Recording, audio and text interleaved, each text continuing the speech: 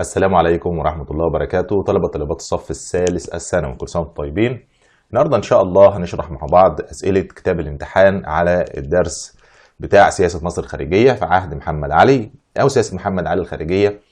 هنتكلم فيه عن الأسئلة الموجودة في الدرس، الأسئلة الاختياري والأسئلة المقالي. فأتمنى من الجميع اللي مش مشترك في القناة يا ريت يشترك ويفعل زر الجرس ويعمل لايك للفيديو. يلا يا شباب بقى ونتكلم على السؤال الأولاني ونشوف بيقول إيه. نركز مع بعض كده. السؤال الاولاني بيقول لك ايه؟ ارتبط طلب السلطان العثماني من محمد علي التوجه بقواته الى الحجاز، اللي احنا عارفين ان هي الحروب الوهابيه. تمام؟ ارتبط بيها ايه؟ هل الانتهاء من مشاكله الداخليه، ولا بناء قوته الاقتصاديه، ولا اكساب الجيش خبرات ميدانيه؟ طبعا هتبقى مرتبطه حربه في الحجاز مرتبطه بانتهائه من مشاكله الداخليه. الانتهاء من المشاكل الداخلية. طيب المقصود بها ايه؟ المقصود بها هنا المماليك. يبقى المقصود بها هنا المماليك. لو تفتكر احنا قلنا محمد علي علشان يودي جيشه للحجاز استغل الموقف ده وعمل مذبحة القلعة للمماليك، وهنا تخلص من المماليك. طيب بتخلصه من المماليك دي كان آخر قوة منافسة ليه على السلطة أو على الحكم في مصر، وكانت كل العقبات كده كانت انتهت. فعشان كده الانتهاء من مشاكله الداخلية، الكلام ده مرتبط بحروبه في الحجاز أو في شبه الجزيرة العربية، اللي احنا بنقول عليها ظهور حركات انفصالية في شبه الجزيرة العربية عن الدولة العثمانية. يبقى استغل خروج الجيش وخلص على المماليك في مذبحة القلعة، والكلام ده سنة كام؟ 1811 ميلاديا. لازم تحفظ التاريخ. توجد علاقة بين رغبة محمد علي في ضم السودان ونقط. محمد علي له رغبة يضم السودان. طيب مرتبطة بإيه؟ تلقي دعم عسكري من فرنسا، ولا إعادة الفلاحين الهاربين؟ طبعا لأ. تخلص محمد علي من بقايا منافسيه، ولا القضاء على خصوم الدولة العثمانية؟ طبعا الإجابة هتبقى ب. تخلص محمد علي من بقايا منافسيه. طيب مين هم بقايا منافسيه؟ برضه المماليك. هتيجي تقول لي ايه علاقه المماليك بضم السودان؟ انت لو جيت قرات اسباب ضم السودان هتلاقي منها مطارده بقايا المماليك اللي هربوا من مذبحه القلعه الى مدينه دنقله في السودان. يعني مكتوب في الاسباب ان في مماليك هربوا واستقروا بمدينه اسمها مدينه دنقله في السودان. طبعا هو من الاسباب اللي موجوده عندنا في الكتاب انه راح يطارد المماليك اللي في مدينه دنقله. فهي بقايا منافسيه لانهم هربوا من مذبحه القلعه فبقوا بقايا، شويه ناس كده هيروح راح يكمل عليهم. دي من الاسباب طبعا، بالاضافه اليه اسباب تانية كتير.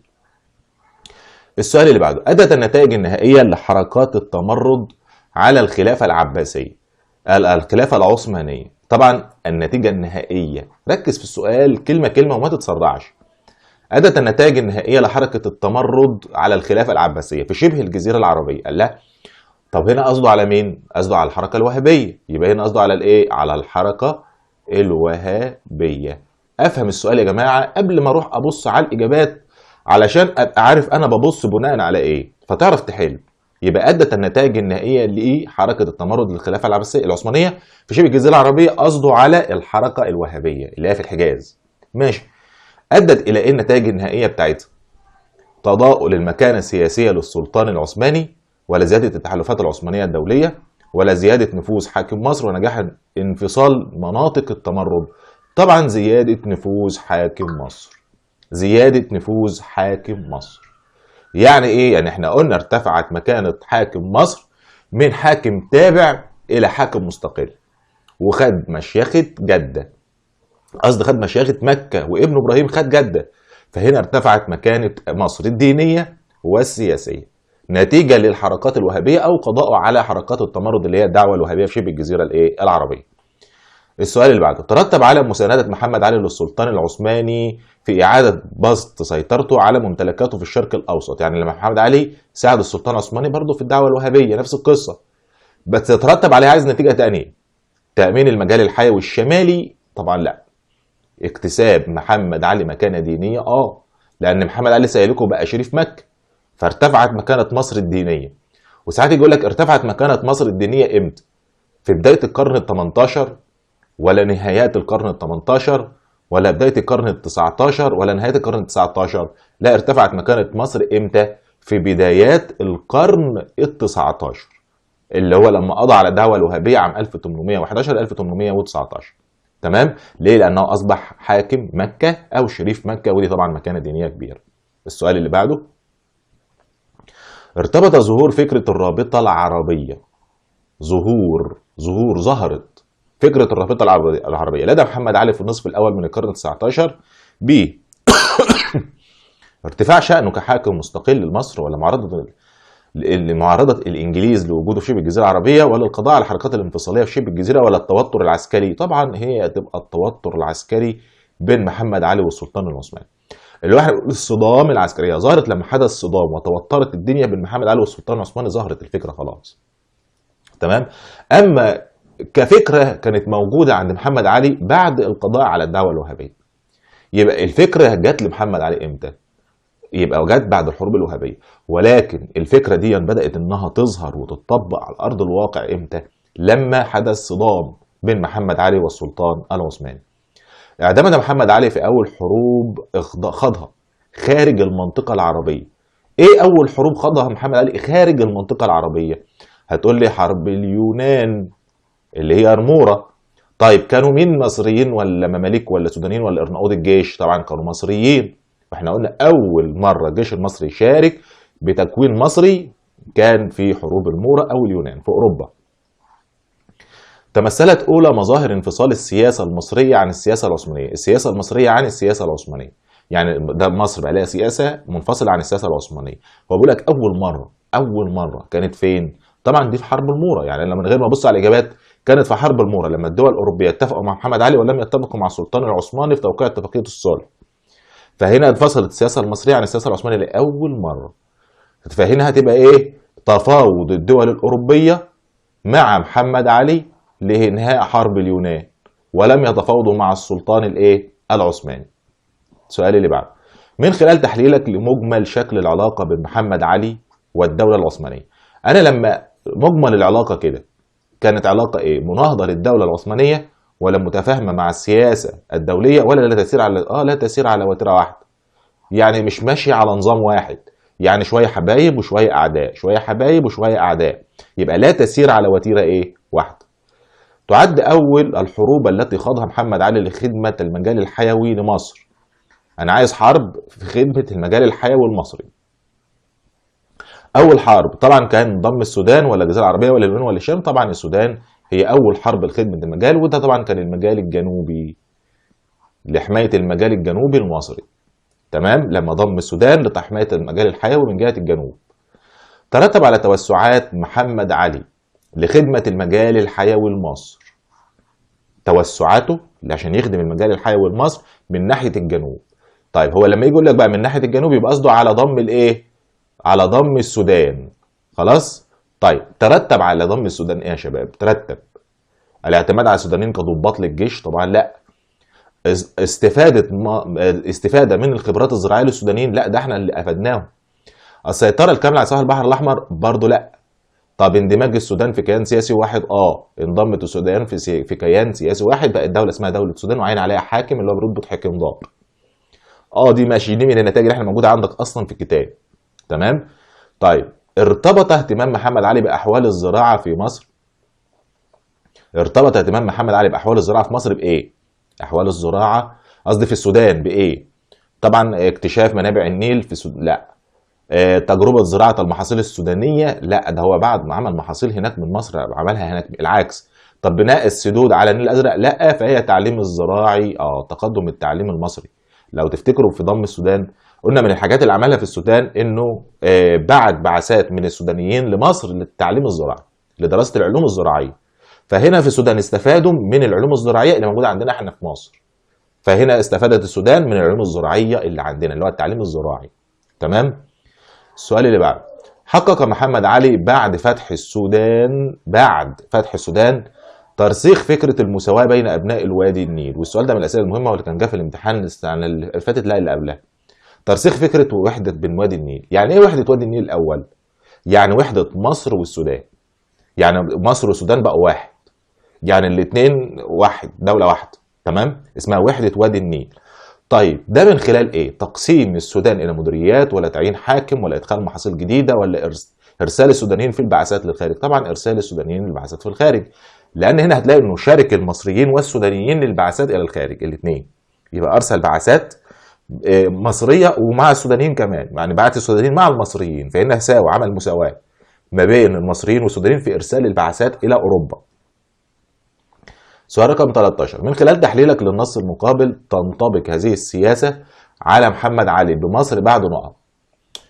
طب تعال نشوف العباره الاول عشان النقطه دي مهمه. استدعى تحتمس الثالث ابناء امراء الاقاليم الاسيويه بعد توسعه في هذه المناطق الى طيبه عاصمه مصر، وذلك في الوقت ليتعلموا في مدارسها والعادات والتقاليد المصريه ماشي.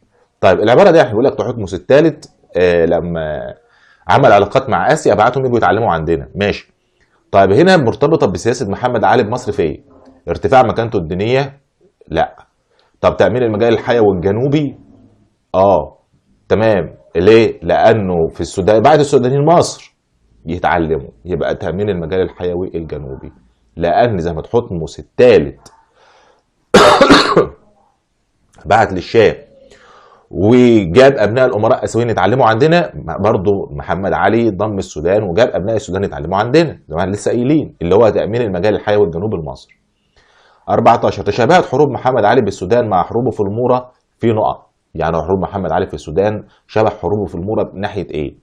رغبته في تامين المجال الحيوي؟ لا، لان طبعا السودان تامين مجال حيوي، اما المورا لا، ده المورا في اوروبا. وجود نتائج ايجابيه؟ الاثنين لهم نتائج ايجابيه. هتيجي تقول لي ما هو انهزم في المورا، هو بالرغم من الهزيمه موجوده عندك في كتاب ان النتائج النهائيه كانت في صالح مصر، لان ارتفعت مكانه مصر دوليا، الدول اللي اتفقت مع محمد علي ولم تتفق مع السلطان العثماني، خد جزيره كريت، تمام. فهنا فكره انفصاله بمصر بدات تكبر اكتر، فكان في نتائج ايجابيه لمصر بالرغم من الهزيمه. اما السودان كده كده هو ضم السودان وكان لها كده كده نتائج ايجابيه اصلا، تمام. السؤال اللي بعده، يعتبر فرماني 1841 امتداد لشروط تسويه لندن من حيث نقط، يعني الفرمانين اللي جم بعد لندن يعتبروا امتداد ليها من حيث، يعني عايز حاجه مشتركه، هو كده عايز حاجه مشتركه ما بين الفرمانين ومعاهده لندن. هل هو تحجيم القوى العدديه للجيش المصري؟ في الاثنين لا. طب تقليص الوجود المصري في الشام؟ لا. الابقاء على اسره محمد علي؟ الاثنين ابقوا على اسره محمد علي، يعني في معاهده 36 قصدي في معاهده 40 اللي هي تسويه لندن اقرت ان محمد علي يرجع لحكم مصر فقط، تمام. في الفرمانين اقر برضه السلطان العثماني، اول بند في الفرمان ان حاكم مصر يتولى فرمان الولايه من السلطان العثماني، برضه ان اسره محمد علي اللي هتحكم، بس هو اللي هيوليهم بايده بالفرمان معين. السؤال اللي بعده، يرجع دخول محمد علي في حروب لضم الشام في رغبته لتحقيق اهداف نقط. ايه رغبه محمد علي لضم الشام؟ بيحقق اهداف ايه؟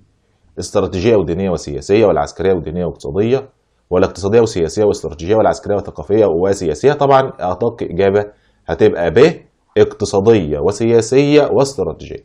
طبعا اقتصاديه اللي بيطبق فيها الزراعه والصناعه وبدا يطور في الجانب الاقتصادي، وسياسيه لانها بتحقق له المجال الحيوي والاستراتيجي، تمام. بتحمي مصر من جهه الشمال الشرقي، ما احنا قلنا لتحقيق المجال الحيوي اصلا في البدايه والنهايه، وقوه عسكريه اضافيه لمحمد علي. السؤال اللي بعده، بالرغم من اهتمام محمد علي بالزراعة إلا أن معاناة الفلاح في عهده تشابهت مع العصر الذي سبقه، يعني الفلاح كان تعبان أيام محمد علي زي ما كان تعبان قبل كده. طيب ويؤكد ذلك أسبابه المعلنة في حروبه نقط. طب واللي بيأكد لي الكلام ده حروبه فين؟ طبعا حروبه في الشام، حروبه في الشام. هتيجي تقول لي ليه؟ ما احنا قلنا هو ليه راح الشام؟ لما توترت العلاقة بينه وبين حاكم عكا. طب هي ليه توترت العلاقه بينه وبين حاكم عكا؟ لما قال له هات له الفلاحين اللي هربانين اللي عندك، اللي هربانين من دفع الضرايب، يبقى ده دليل ان الفلاحين هربانين من دفع الضرايب ومش طايقين الزراعه، والارض مش بتاعتهم زي ما احنا قلنا، ولسه نظام الانتفاع زي ما هو، ولسه بيدفعوا الضرايب ونظام الاحتكار فوق دماغهم. يبقى عانى الفلاح، ظهر ذلك فين؟ في حروبه واسبابه المعلنه اللي كان رايح يفتح بها الشام او يسيطر بها على الشام، تمام. لان من الاسباب المعلنه في مجندين هربانين وفي فلاحين هربانين، خلاص يبقى ده دليل ان التجنيد المصريين كانوا طهقانين منه والزراعه برضه طهقانين منها. تشابهت نتائج توسعات محمد علي بالسودان والشام في نقط. السودان والشام في تشابه. هل هو زياده عدد افراد الجيش؟ زياده عدد افراد الجيش. ليه؟ لانه هنا رايح يجند السودانيين وهنا راح فرض التجنيد الاجباري، بس كده سهله ما فيهاش اي مشكله. يبقى تاني كده، السودان لو جيت شفت الاسباب بتاعه ضم السودان ايه، هتلاقي رايح يجند السودانيين في الجيش. طيب بغض النظر بقى نجح ولا فشل، المهم هو رايح يجند السودانيين. طب في الشام قلنا عمل ايه في الشام؟ فرض التجنيد الاجباري. يبقى هنا شيء طبيعي فرض التجنيد. فهنا في جنود هينضموا للجيش، وهي راح يعمل جنود من السودانيين، فبرضه في جنود هينضموا للجيش، يبقى زياده عدد افراد الجيش. اتخذ محمد علي بعد ضم الشام اجراءات اضرت بالوجود المصري. يعني حاجه انعكست على محمد علي بالسلب لما ضم الشام. طبعا هي فرض التجنيد الاجباري على ابناء الشام، لانهم ما استحملوش التجنيد الاجباري وصاروا ضده. يبقى فرض التجنيد الاجباري وضده، وضحناه في الشرح كتير. السؤال اللي بعده، اعلن محمد علي قراره بالتوسع في بلاد الشام. محمد علي اعلن قراره بالتوسع فين؟ في بلاد الشام. نتيجه ايه؟ ليه يعني؟ ليه رايح يضم الشام؟ سوء علاقته باحد الولاه العثمانيين، ولا فرار ملاك الاراضي الزراعيه من الخدمه العسكريه ورغبته في الحصول على مكافاه، ولا رغبته في اخضاع الحركه الولايه؟ طبعا سوء علاقته باحد الولاه العثمانيين اللي هو ولي عك. ما هو ده من الحاجات المعلنه، سيبك انت من الحقيقه. هو بيقول لك اعلن، محمد علي اعلن، يعني اعلن يعني عرف ان انا رايح افتح عكا. ليه؟ السبب المباشر اللي هو سوء علاقته مع حاكم عكا بسبب الاسباب اللي احنا قلناها من شويه. السؤال رقم 21، يتضح من خلال الخريطه المقابله ان جيوش محمد علي انطلقت الى قلب الدوله العثمانيه من نقط. طبعا يعني بيقول لك جيوش محمد علي اهي، الخط الاحمر ده اهو رايح فين؟ اهو دخل الدوله العثمانيه منين؟ الحدود الغربيه للدوله العثمانيه. الحدود الغربيه للدوله العثمانيه لا، الحدود الشرقيه للدوله العثمانيه برضه ما تنفعش. تخوم سوريا الشماليه الغربيه تخوم دي المناطق اللي بتبقى فاضيه اللي انتوا بتاخدوها في الجغرافيا، مناطق فاضيه اللي هي موجوده في الاناضوليه. الحته دي شمال غرب سوريا، لانه يطلع فوق بعدين نروح ناحيه الغرب. دخل زي ما انتم شايفين كده السهم رايح ناحيه الشمال الغربي، اللي يبقى المقصود بها تخوم سوريا الشماليه الغربيه. السؤال اللي بعده، توقفت قوات محمد علي عن الزحف الى الاستانه. يعني قوات محمد علي وقفت وما كملتش للاستانه، عاصمه الدوله العثمانيه، نتيجه نقط. احنا مين اللي وقف محمد علي وقف الحرب؟ قلنا الدول الاجنبيه ضغطوا على محمد علي والسلطان العثماني ان هو يوقفوا الايه؟ الحرب، ووقعوا صلح اسمه صلح كوتاهيه. تمام؟ يبقى ايه السبب بقى؟ استسلام القوات العثمانيه لمحمد علي؟ لا ما استسلمش. تحقيق محمد علي لاهدافه بضم الشام؟ لا. استجابه الاطراف للنزاع للدول لمطالبه الدول الاوروبيه؟ يبقى استجاب الاطراف المتنازعه لمطالبه الدول الاوروبيه. يبقى استجاب محمد علي والسلطان العثماني لضغط الدول الاجنبيه فوقفوا الحرب ووقعوا صلح كوتاهيه. السؤال اللي بعده في صلح كوتاهيه اهو، يؤكد صلح كوتاهيه سنه 33 بين محمد علي والسلطان العثماني على نقط.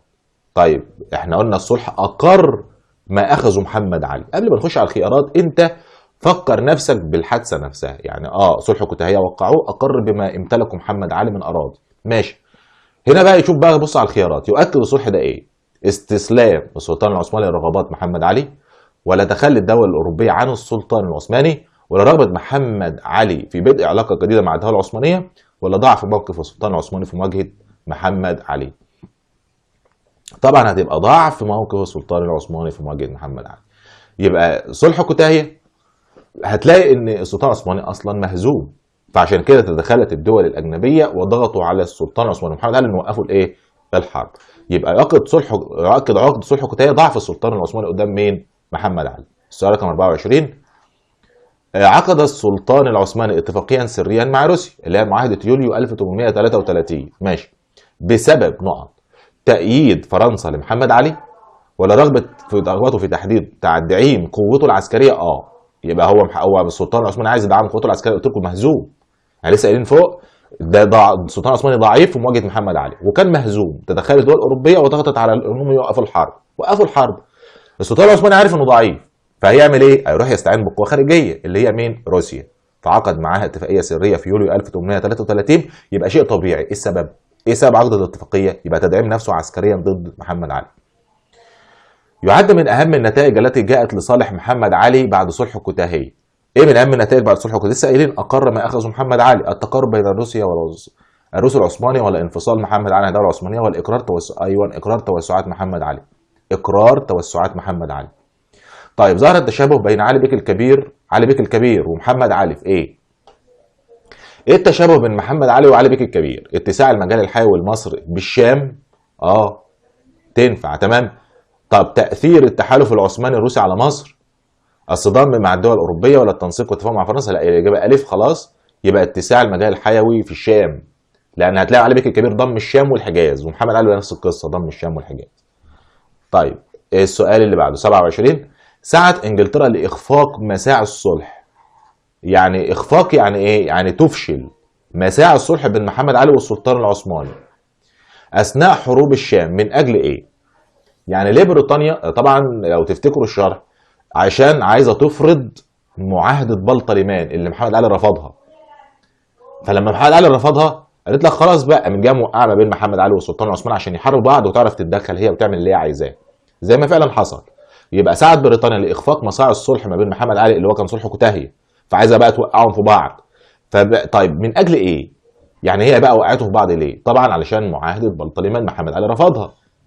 بس كده هي دي الاجابه. طيب هل هو وقف زحف محمد علي؟ طبعا لا. حفظ التوازن القوى الدوليه؟ لا. الحفاظ على مكانه السلطان العثماني؟ برضه لا. يبقى ضمان حريه التجاره في مصر، اللي هي ايه؟ اتفاقيه بلطة ليمان. اتفاقيه بلطة ليمان. اتفاقيه ايه؟ بلطة ليمان، اللي هي دخول التجاره الاجنبيه الى الاسواق المصريه، يعني فتح السوق المصري عن المنتجات الاوروبيه. السؤال اللي بعده. اراد محمد علي اكمال الرابطه العربيه، عايز يكمل الرابطه العربيه بمواجهه الرابطه العثمانيه من خلال نقط: القضاء على الانفصاليين في الحجاز، لا ده كانت الفكره لسه ما كانش عنده اصلا. طيب حمايه الامن القومي المائي لمصر ولا بناء القوات الذاتيه؟ طبعا الوصول الى حدود الاناضول. يبقى الاجابه هنا ج، الوصول لحدود الاناضول، انه يضم الشام يعني. يبقى المقصود بكلمه الوصول الى حدود الاناضول يعني ضم الشام. هو قصده كده انه يضم الشام، فخلاص ضم الشام، انتهى الموال على كده. خلاص يا جماعه، يبقى الوصول الى حدود الاناضول يعني يضم الشام. مش احنا قلنا خلاص بعد ما سيطر على الحجاز وسيطر على السودان وكريت، فبقى ما فيش قدامه غير الشام. طب المفروض يضم الشام عشان يبقى يكمل الرابطه بتاعته ضد الرابطه العثمانيه. السؤال اللي بعده 29. ظهر تأثير التنافس بين فرنسا وانجلترا على مصر مرة أخرى في عهد محمد علي من خلال نقط. التنافس بين انجلترا وفرنسا ظهر فين؟ معاهدة لندن ولا صلح معاهدة يوليو ولا معاهدة بلطلمان ولا موقف مقاعدة نزيب؟ لا، هي معاهدة لندن. لما احنا قلنا الدول الأوروبية بمقاعدة انجلترا عملوا الاتفاقية وما كانتش بتحضرها فرنسا. طيب ليه فرنسا ما حضرتهاش؟ بسبب التنافس الاستعماري بين انجلترا وفرنسا، كان في خلافات برضه لسه بين انجلترا وفرنسا، فما حضرتش. يعني بريطانيا استبعدت فرنسا من الاتفاقية، حتى نلاقي ان فرنسا راحت شجعت محمد علي انه يلغي وما يوافقش على الاتفاقية، برغم ان هي هتمضي عليها اصلا بعد كده. تمام. يبقى هنا ظهر التنافس الاستعماري في معاهده لندن 1840. السؤال رقم 30. اهم ما افتقده محمد علي لانشاء دوله كبرى التي رغب في تكوينها لمواجهه الرابطه العثمانيه هو نقط: حصوله على اعتراف دولي. حصوله على اعتراف دولي ده اهم حاجه كان في الوقت ده. حتى احنا لما بنيجي بناخد في الجغرافيا يجي يقول لك اهم حاجه الحدود السياسيه بتاعتك ان تعترف بها الدول المجاوره والمجتمع الدولي. لازم تعترف بالحدود بتاعتك عشان تبقى خلاص بقى نهائيه. فكذلك محمد علي كان عارف ان اعتراف الدول العظمى في الوقت ده انجلترا وفرنسا وروسيا والمانيا والناس دي كلها لازم توافق. فعشان كده سنه 1834 عرض عليهم انه يعلن دولته ورفضوا. بعد كده باربع سنين عام 1838 برضه عرض عليهم رفضوا ان هم يعلنوا انه يعلن دولته. فده دليل ان اهم نقطه في اعلان دوله محمد علي هو الاعتراف المجتمع الدولي اللي هي الدول العظمى. السؤال اللي بعده. أعادت معاهدة لندن عام 1840 ربط مصر بالدولة العثمانية. ماشي. يبقى معاهدة 1840 ربطت مصر بالدولة العثمانية من خلال إيه؟ إعادة محمد علي الأسطول العثماني؟ لا، أو يعني الأسطول اللي كانوا فصلوا عن بعض. طب حرمان مصر من انتصاراتها الخارجية ولا منح محمد علي حكم مصر وراثيا ولا دفع الجزية؟ طبعا دفع الجزية. ليه؟ لأن محمد علي بعد الحروب الوهابية ما كانش بيدفع الجزية. لما احنا قلنا ارتفع شأن محمد علي من حاكم تابع لحاكم مستقل، فقلت لكم حتى اكتبوا جنبها في الكتاب كده، قلت لكم مش هيدفع جزيه خلاص، ده بامر من السلطان العثماني مش بمزاجه. طيب هنا اعادوا ربط مصر تاني بالدوله العثمانيه بعد معاهده لندن. قال له ايه؟ يا حبيبي هتدفع جزيه، هترجع تدفع الجزيه تاني، فدفع الجزيه للسلطان العثماني. يبقى اعاده ربط مصر بالدوله العثمانيه عن طريق دفع الجزيه. اثبت موقف فرنسا النهائي من معاهده لندن. هو بيقول لك شوف بقى موقف فرنسا النهائي. في الاول معاهده فرنسا كانت رافضه وشجعت محمد علي انه يرفض، ولكن لما يقول لك موقفها النهائي، لا رجعت في كلامها. ما هو لعب عيال بقى، رجعت في كلامها. يبقى مساندتها لمحمد علي لا، ده في الاول. طب العداء بينها وبين انجلترا برضه لا، في الاول. بحثها عن مصالحها الذاتيه، بتبحث عن مصالحها الشخصيه. هي لاقيه مصالحها مش مع محمد علي، هتيجي برضه مع الدول الاجنبيه. فخلاص بقى الدول الاستعماريه بتأيد بعضها في النهايه وخلاص على قفانا. السؤال اللي بعده. كانت معاهده لندن 1840 عمله ذات وجهين. يعني معاهده لندن لها وجهين. احداهما تطبيق لمعاهده بلطلمان، يبقى الاولاني انها بنطبق معاهده بلطلمان لانها من ضمن الاتفاقيه. تمام. واخر نقد النقط. يعني نقد، يعني شروط معاهده لندن، نقد الاف دول. معاهده يوليو 33 ولا صلح كوتاهيه ولا فرمان 1805 ولا صلح اميان؟ طبعا هيبقى نقد لصلح كوتاهيه. ليه نقد لصلح كوتاهيه؟ لان صلح كوتاهيه لسه قايل لكم اقر باللي خده محمد علي. يعني اللي خده محمد علي هو اقره مع محمد علي خلاص. يعني الشام مع محمد علي، والحجاز مع محمد علي، وكريت مع محمد علي. طيب معاهده لندن لا، العكس تماما، خدت منه الشام وكريت والحجاز وبقى حاكم مصر فقط. يبقى ده عكس معاهده لندن. تمام. معاهده لندن عكس صلح كوتاهيه. السؤال رقم 34. يرجع تقلص قوات محمد علي العسكريه الى 200,000 جندي تقريبا. من 200,000 جندي لادنى مستوياته اللي هي 18,000. بايه؟ بالاتفاقات الدوليه ولا التمييز الطبقي ولا كثره الحروب ولا القرارات السلطانيه؟ طبعا من القرارات السلطانيه اللي هو فرماني 1841. يبقى المقصود بيه، ما هو الفرمانات هي اللي قلت عدد الجيش مش معاهده لندن. اوعى تتلخبط، مش معاهده لندن اللي قلت تنقص عدد الجيش ل 18,000 وحرمته من الصناعات المدرعات الحربيه، مش معاهده لندن. ده الفرمانين بتوع السلطان العثماني بتوع فرماني 1841. تمام. كان هدف السلطان العثماني الرئيسي من اصدار فرماني 1841. ايه الهدف الرئيسي من اصدار الفرمانين؟ ما انت عملت معاه معاهده لندن، ليه تفرض عليه الفرمانين؟ انهاء دور مصر محمد علي السياسي ولا تاكيد على عوده مصر للسياده العثمانيه؟ تاكيد عوده مصر للسياده العثمانيه، يعني بيربطوا اكتر. يعني معاهده لندن مثلا ربطتك، لا انا بقى هربطك اكتر بفرماني 1841 زي ما احنا عرفنا، ان نقص عدد الجيش، حرم صناعه المدرعات الحربيه، انه خلى فرمان الولايه يجي من السلطان العثماني. هو زي ما هو في لا محمد علي، ولكن لازم يجي من السلطان الايه العثماني. والجزيه والربع ايرادات مصر والعمله تتسكب باسمه وتتجمع ضرائب باسم السلطان. كل ده ربط مصر للدوله العثمانيه. يستدل على ان محمد علي كان نموذج للدبلوماسيه، نموذج دبلوماسي ناجح. يستدل منه من ايه؟ تعميق الروابط المصريه السودانيه، ولا تتبع خصومه في السودان، ولا تعامله مع اهل سوريا، ولا تحالفه مع فرنسا. طبعا هي ما فيش غير تعميق الروابط المصريه السودانيه اللي هي وحده وادي النيل. وده طبعا نوع من انواع السياسه، انه يعني بيربط دولتين ببعض، بيعمل رابطه قويه بس، انما الباقي طبعا مش سياسه. اخذ حرص الدول الكبرى على عقد تسويه لندن عام 1840. على حرص الدول الكبرى على عقد معاهده لندن. ليه الدول الكبرى كانت بتحرصها انها تطبق معاهده لندن؟ ايه السبب يعني؟ هل خوفها من التاثير المزعزع للاستقرار في حاله انهيار الدوله العثمانيه، ولا تحقيق محمد علي طموحاته السياسيه انه يوصل يعني، ولا التصديق للاعترافات بانتصارات الدوله العثمانيه وما بلغته من اتساع، ولا تصدي الدول الكبرى لجيش مصر؟ طبعا هتبقى ايه؟ خوفها من التاثير المزعزع في حال انهيار الدوله العثمانيه. طب المقصود بها ايه؟ اللي هو انتصار محمد علي. مش احنا قلنا محمد علي لو انتصر على السلطان العثماني في الحاله دي هيبقى دوله عظمى. ففي الحاله دي يعني الدول دي هتخاف، هيحصل فيه توازن دولي، هيتلخبط. مش هيحصل بقى توازن دولي، هيبقى خطر على التوازن الدولي. فعشان كده هي خايفه ان محمد علي ينتصر، يبقى خوفها من تاثير المزعزع للاستقرار. يعني لما هينتصر هيزعزع الاستقرار اللي موجود، اللي هو الاستقرار بتاعهم هم يعني. تمام. فهنا خافوا من الموضوع ده، فعملوا معاهده لندن ضد محمد علي وربطوه. اخر سؤال 38 في الاسئله الاختياري. استجاب محمد علي لشروط تسويه لندن نتيجه عده عوامل. احنا قلنا في 3 عوامل محمد علي وافق بسببها. ان الشام كانت سايره ضده، ان الدول الاوروبيه كانت بدات انها تحاصره فعلا وتتحرك، بالاضافه الى تخلي فرنسا عنه. فتعال نشوف بقى ايه في دول. اشتعال المعارضه ضده من داخل اراضي دولته. يبقى هنا قصده على الشام. ثوره الشام، مش احنا لسه قايلين الشام قاموا بثوره ضده؟ اهي اشتعال المعارضه ضده من داخل حدود دولته، يعني من الشام. ودي طبعا تبعت حدود دولته لانه كان ضم الشام. خلاص.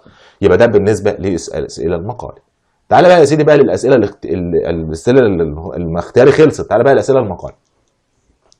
السؤال الاولاني بيقول لك ايه؟ حدد وجه الارتباط بين حروب محمد علي خارج اطار الرابطه العربيه وعلاقته بالسلطان العثماني. طبعا يبقى قصده حروبه في اليونان. حروبه في اليونان اللي هي المورا اثرت على علاقته بالسلطان العثماني طبعا. ليه؟ لان الدول الاوروبيه اتفقت مع محمد علي ولم تتفق مع السلطان العثماني. تمام؟ فادى ذلك الى نمو فكره انفصاله بمصر عن الدوله العثمانيه، فتوترت العلاقه بين محمد علي والسلطان العثماني، بالاضافه الى ان السلطان العثماني اداله كريت وهو لم يرضى بكريت لانها لم تكن تعويضا مناسبا، فبرضه توترت العلاقه بينه وبين السلطان العثماني. يبقى حربه خارج اطار الرابطه العربيه قصده اليونان. كده انا جبت نص الاجابه. طب اثرت حربه في اليونان على علاقته بالسلطان؟ ازاي؟ ما احنا قلنا اداله كريت ما عجبتوش كريت فتوترت العلاقه. تاني حاجه الدول الاوروبيه اتفقت مع محمد علي ولم تتفق مع السلطان العثماني فزادت فكره انفصاله عن الدوله العثمانيه. السؤال الثاني، حدد الاثر الناتج عن حروب المورا والوضع السياسي في مصر. نفس الفكره. الوضع السياسي قصده بقى ان محمد علي نمت فكره استقلاله بمصر بعد حروبه في اليونان، لان الدول الاوروبيه اتفقت معاه ولم تتفق مع السلطان العثماني فزادت فكره الانفصال عن الدوله العثمانيه. تمام؟ السؤال الثالث، اي العوامل التي شجعت محمد علي رفض معاهده بلطيم؟ طبعا قوه محمد علي وانتصار محمد علي على الدوله العثمانيه اكتر من مره. تمام؟ والقوه اللي حس بها محمد علي وتطبيق نظام الاحتكار، فمش هيضيع كل ده وهو في موقف قوه، فهنا رفض المعاهده نتيجه قوته وانتصاره على السلطان العثماني وتحقيق العديد من الانتصارات واتساع دولته. فحس بقوته فرفض المعاهده. تمام؟ السؤال اللي بعده، حدد اوجه شبه بين تسويه لندن وفرمانيه 1841. طبعا المشترك ما بين الاثنين اللي هي الجزيه، ان مصر هتدفع جزيه للسلطان العثماني خلاص وكده انتهت.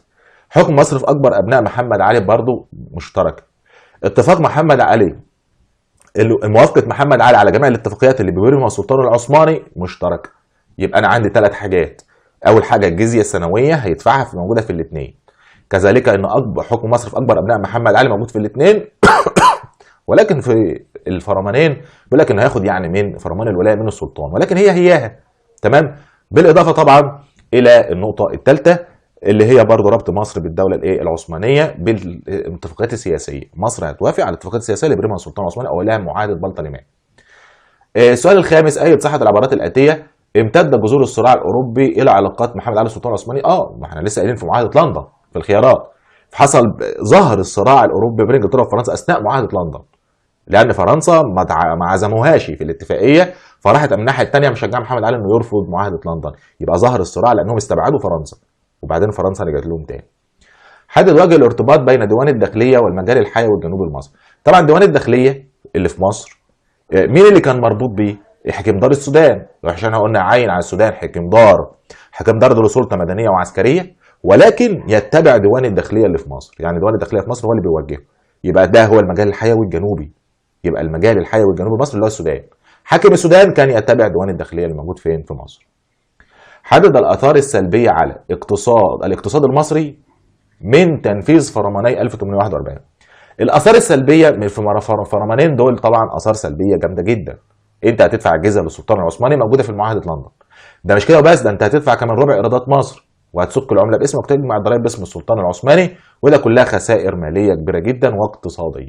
بالاضافه ان محمد علي طبعا كل حاجه اتاخدت منه. السؤال اللي بعده، اي تاريخيا صحه العباره التاليه اتخذت فرنسا؟ اقول لكم السؤال رقم 8 و9 واجب، يا ريت تحلوهم وتكتبوهم لي تحت في التعليقات، عشان انا شايف الناس ما بتعلقش، الناس ما عندها كده يعني لا مبالاه، الناس بتتفرج ومفيش لايك، انا ما اعرفش ليه يعني. تمام؟ مع ان الواحد يعني برضو ما بيأثرش معاكم عبر قدر ممكن، مع ان الواحد ربنا يعلم بالوقت اللي مع الواحد مفيش وقت، ولكن اول ما بفضى والله انا بنزل فيديوهات. ولو تلاحظوا ان انا يعني تالتة بنزلها السنه دي عن اولى وثانيه، بالعكس ان السنه اللي فاتت كنا مهتمين باولى وثانيه على حساب تالتة. ولكن برضو برغم من كده انا مش شايف ان الناس يعني حركه قليله وضعيفه، ما نعرفش بقى العيب فين بالظبط، ولكن اتمنى من الناس تدعمنا، اتمنى من الناس تعمل لايك للفيديو طالما استفدت، مش هنخسر حاجه طالما نعمل لايك للقناه والفيديو وننشر حتى الفيديو او نعرف الناس على وسائل التواصل الاجتماعي. تمام؟ اتمنى الناس تكون استفادت. انتظروني في فيديو جاي هحل بقى على درس المقومات البشريه، عشان قصدي هحل بقى على درس المقومات البشريه ما حلتهوش، والانتخابي كمان ما حلتهوش. هننزل شويه حل وهنعمل مراجعات ان شاء الله. اتمنى لكم بالتوفيق والنجاح، والسلام عليكم ورحمه الله وبركاته.